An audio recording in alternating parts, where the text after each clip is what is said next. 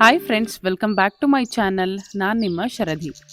ಈ ವಿಡಿಯೋದಲ್ಲಿ ಹಾಸನ ಜಿಲ್ಲೆಯ ಸಕಲೇಶಪುರ ತಾಲೂಕಿನ ಉಚ್ಚಂಗಿ ಹೇರೂರು ಗ್ರಾಮದಲ್ಲಿ ಹೇರೂರು ಗವಿ ಬೆಟ್ಟ ಇದೆ.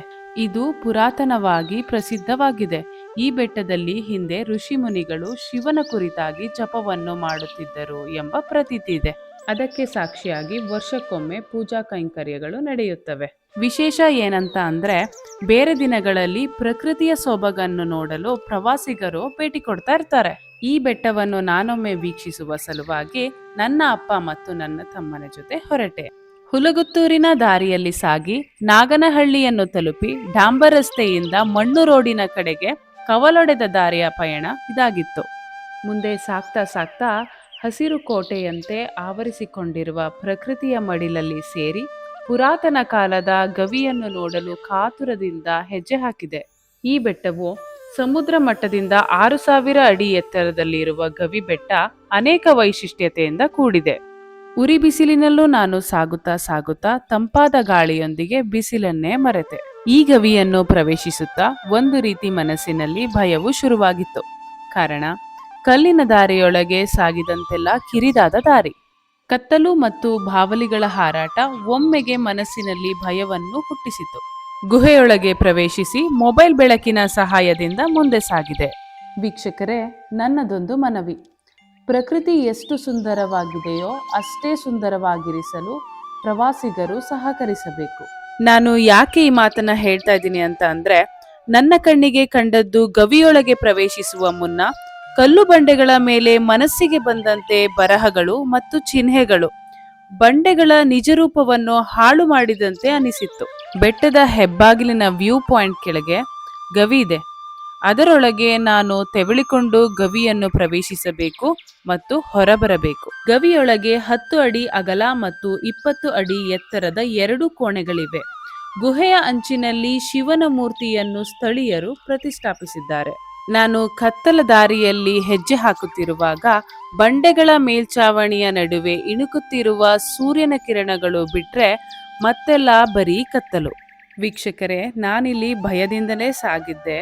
ಯಾಕೆ ಅಂತ ಅಂದ್ರೆ, ಇಲ್ಲಿ ನಾನು ಫ್ಲಾಶ್ ಲೈಟ್ ಆನ್ ಮಾಡಿಕೊಂಡು ನಾನು ಒಳಗಡೆ ಹೋಗಿದ್ದು ಬಿಟ್ರೆ, ನೀವು ಯಾರಾದರೂ ಹೋಗ್ತೀರಾ ಅಂತ ಅಂದಾಗ ನೀವು ಸ್ಥಳೀಯರ ಸಹಾಯದಿಂದ ಅಥವಾ ನಿಮ್ಮ ಜೊತೆ ಜಾಸ್ತಿ ಜನ ಇರಬೇಕು, ಅಂದರೆ ಒಂದು 4-5 ಮೆಂಬರ್ಸ್ ಆದರೂ ಇರಬೇಕು.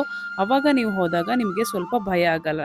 ಹೀಗೆ ಸಾಗುತ್ತಾ ಇರುವಾಗ ವರ್ಷದಲ್ಲಿ ಒಮ್ಮೆ ಪೂಜಿಸುವ ಶಿವನ ತ್ರಿಶೂಲವು ಹೂವಿನ ಅಲಂಕಾರದೊಂದಿಗೆ ಕಂಡಿತು.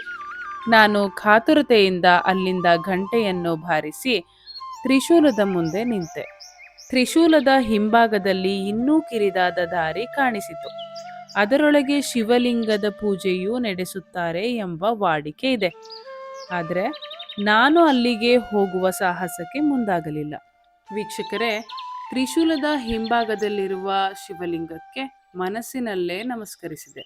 ನನಗೆ ಬೇಜಾರಾಗಿದೆ ಏನಕ್ಕೆ ಅಂತ ಅಂದ್ರೆ, ತ್ರಿಶೂಲದ ಮುಂದೆ ಪೂಜೆ ಮಾಡಿ ಅಗರಬತ್ತಿಯ ಪ್ಯಾಕೆಟ್ಗಳು, ಕುಂಕುಮದ ಪ್ಲಾಸ್ಟಿಕ್ ಪ್ಯಾಕೆಟ್ಗಳು, ದೀಪದೆಣ್ಣೆಯ ಪ್ಯಾಕೆಟ್ಗಳನ್ನು ಬಿದ್ದಿರುವುದನ್ನು ಗಮನಿಸಿದೆ. ಭಕ್ತಿಯೊಂದಿಗೆ ಶುದ್ಧತೆಯನ್ನು ಕಾಪಾಡುವುದು ಪ್ರವಾಸಿಗರ ಮತ್ತು ಭಕ್ತರ ಕರ್ತವ್ಯವಾಗಿದೆ.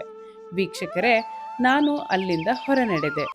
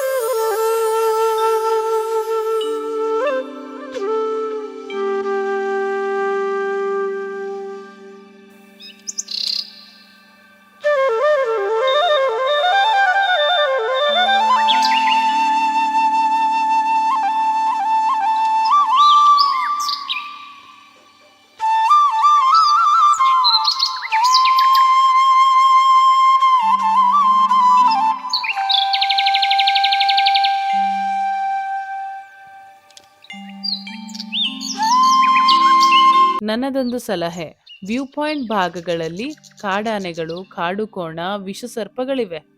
ಪ್ರವಾಸಿಗರು ವ್ಯೂ ಪಾಯಿಂಟ್ನಲ್ಲಿ ನಿಂತು ಫೋಟೋ ಸೆಲ್ಫಿಗಳನ್ನು ತೆಗೆಯುವಾಗ ಎಚ್ಚರ ವಹಿಸಬೇಕು.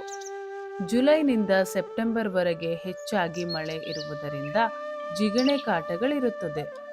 ವೀಕ್ಷಕರೇ, ನಾನು ಬಂದಿರೋದು ಏಪ್ರಿಲ್ ತಿಂಗಳಾಗಿರೋದ್ರಿಂದ ಜಿಗಣೆಯ ಸಮಸ್ಯೆ ಇಲ್ಲ. ಬೇಸಿಗೆಯಲ್ಲಿ ಒಂದು ರೀತಿಯ ಪ್ರಕೃತಿಯ ಸೌಂದರ್ಯವನ್ನು ನೋಡಸಿಗುತ್ತದೆ.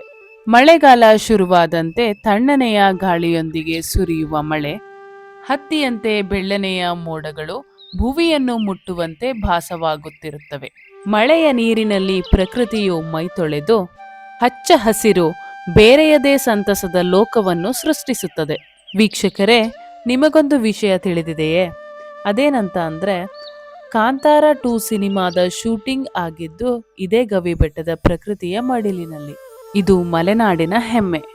ಈ ಸುಂದರ ತಾಣ ಮುಂದಿನ ಪೀಳಿಗೆಗೂ ನೈಜ ಸೌಂದರ್ಯದೊಂದಿಗೆ ಕಾಣಸಿಗಲಿ ಎಂದು ಆಶಿಸುತ್ತಾ ಮತ್ತೊಂದು ಹೊಸ ವಿಡಿಯೋ ಜೊತೆಗೆ ನಾನು ಮತ್ತೆ ಸಿಗ್ತೀನಿ. ಅಲ್ಲಿ ತನಕ ಇನ್ನೂ ಯಾರು ನನ್ನ ಚಾನಲ್ನ ಸಬ್ಸ್ಕ್ರೈಬ್ ಮಾಡದೆ ನೋಡ್ತಾ ಇದ್ದೀರಾ, ಸಬ್ಸ್ಕ್ರೈಬ್ ಮಾಡ್ಕೊಳ್ಳಿ, ಲೈಕ್ ಮಾಡಿ, ಶೇರ್ ಮಾಡಿ ಅಂತ ಹೇಳ್ತಾ ಇನ್ನೊಂದು ಗುಡ್ ಕಂಟೆಂಟ್ ಜೊತೆಗೆ ಮತ್ತೆ ಸಿಗ್ತೀನಿ. ಅಲ್ಲಿ ತನಕ ಥ್ಯಾಂಕ್ ಯು ಸೋ ಮಚ್.